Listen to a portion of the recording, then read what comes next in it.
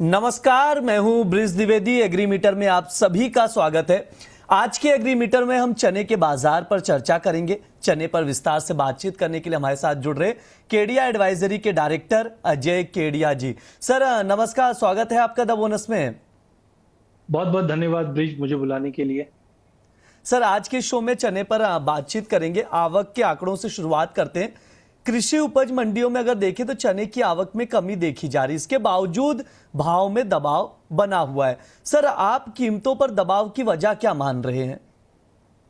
देखिए, चना एक ही बहुत ही ज्यादा हम बोल सकते हैं कि एक ऐसा कमोडिटी रहा है जिसपे गवर्नमेंट की भी नजर रहती है। और साथ में हमने प्राइस के अंदर भी पहले कुछ बहुत ही अच्छे फ्लक्चुएशन देखे।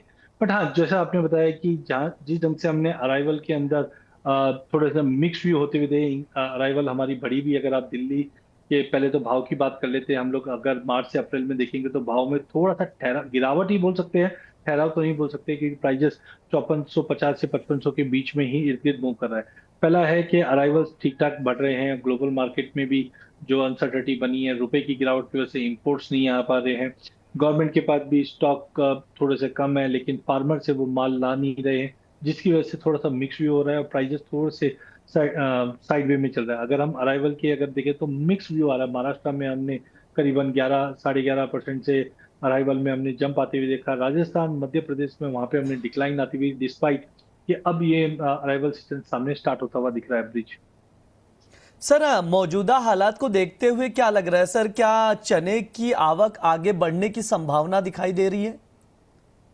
देखिए, जैसे हम आवक की ही बात कर रहे थे, तो जनरली हम जानते हैं कि मार्च अप्रैल बिन हार्वेस्ट पीरियड है, और यहाँ पे हम देख रहे हैं कि अराइवल प्रेशर भी बढ़ेगा। लेकिन अब तक जो हमने देखा है कि महाराष्ट्र में तो आवक बढ़ते हुए दिखाई दे रही है। लगभग अगर हम देखें 2025 में तो 43,830 के आसपास था, और अब बढ़कर 48,960 आ गए।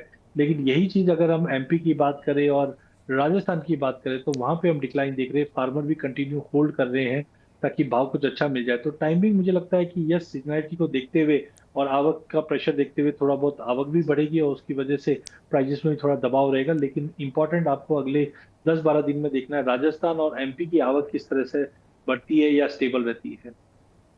सर ये भी बताइए कि घरेलू बाजार में मिलर्स और स्टॉकिस्ट की ओर से देखा जाए तो चने की डिमांड कैसी है? देखिए, डिमांड में हमने देखा कि जो गवर्नमेंट एक्शंस कंटिन्यू रहे उसकी वजह से कोई भी बड़ा स्टॉक लेकर रखना नहीं चाहता है। डिमांड जो है वो ठीक ठाक चल रही है। जैसे सीए की रिपोर्ट के अनुसार भी इस बार शादी ब्याह का सीजन बहुत ही अच्छा रहने वाला है। साथ में हम देख रहे हैं कि होरेका इंडस्ट्री की डिमांड भी अच्छी रहती है। लेकिन इस वक्त एनर्जी की क्राइसिस के चलते हमने देखा डिमांड में थोड़ा सा ड्रॉप भी देखा। लेकिन हैंड टू माउथ है, हम बोल सकते हैं कंटिन्यू। मिलर्स भी क्या कर रहे हैं, क्वांटिटी उतनी ही ले रहे हैं जितनी उनके सामने डिमांड दिखाई दे रही है। वॉलेटिलिटी बोल सकते हैं, या मिडिल ईस्ट में जो कंसर्न था जिसकी वजह से जो गैस की किल्लत हुई थी बीच में, उसकी वजह से होरेका इंडस्ट्री की डिमांड भी थोड़ा सा डेंटिंग ही दिखाई दिया। बट स्टॉकिस्ट अभी भी अवॉइड कर रहे हैं कुछ बड़ा माल लेने के लिए, क्योंकि सामने आवक का भी प्रेशर दिख रहा है और थोड़ा सा ग्लोबल मार्केट की अनसर्टेनिटी को देखते भी दिख रहा है। बट हाँ, शादी ब्याह फेस्टिव सीजन है सामने, जिसके चलते मुझे लगता है कंज्यूमर डिमांड जो है वो धीरे धीरे इंप्रूव होती है। तो भाव को ज्यादा कोई फर्क नहीं पड़ेगा और डिमांड भी स्टैग्नेंट रहने की जरूरत, स्टैग्नेंट होते हुए दिखाई देगी। सर किसानों के लिए सवाल बना पड़ा है कि किसान अब करें क्या, यानी किसान को अभी अपना चना रोकना चाहिए या निकाल देना चाहिए? सर क्या सजेशन देना चाहेंगे आप? देखिए, ओवरऑल मुझे लगता है कि हमारे यहाँ पे डिमांड सीजन बहुत अच्छा है। इस बार बारिश का भी थोड़ी सी किल्लत रहेगी, तो मैं कोई ज्यादा बड़ा फॉल तो नहीं देखा हूँ चने के प्राइजेस के अंदर। हाँ, यहाँ पे अगर जिन किसान भाइयों को थोड़ी सी पैसे की रिक्वायरमेंट है, वो अपना 30 से 40% जो भी प्रोडक्शन है वो थोड़ा सा हल्का कर सकते हैं। बट अगर वो स्टॉक करने की कैपेसिटी में है और फाइनेंशियल कैपेसिटी उनको अलाउ करती है, तो उनको बने रहना चाहिए। मुझे लगता है कि प्राइस रियलाइजेशन में जैसी फेस्टिव डिमांड और मानसून में जनरली हम देखते हैं कि चने की डिमांड भी बढ़ जाती है, तो मुझे लगता है अगर रखेंगे तो ज्यादा बेटर है। हाँ, जो भी आपको अगर कैश की रिक्वायरमेंट है तो थोड़ा थोड़ा करके बेचिए, एक साथ ना बेचिए। अब आगे जाके मुझे लगता है प्राइसिंग और अच्छी होने की उम्मीद है।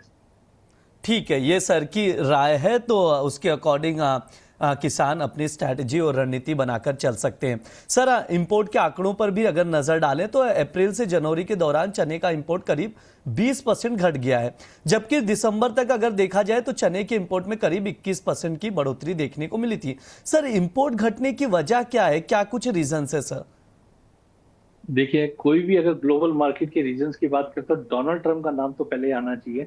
हमने देखा कि जो अनसर्टेनिटी ग्लोबल मार्केट में बनी हुई है, वहाँ पे फेड और इंश्योरेंस भी बढ़े हुए हैं।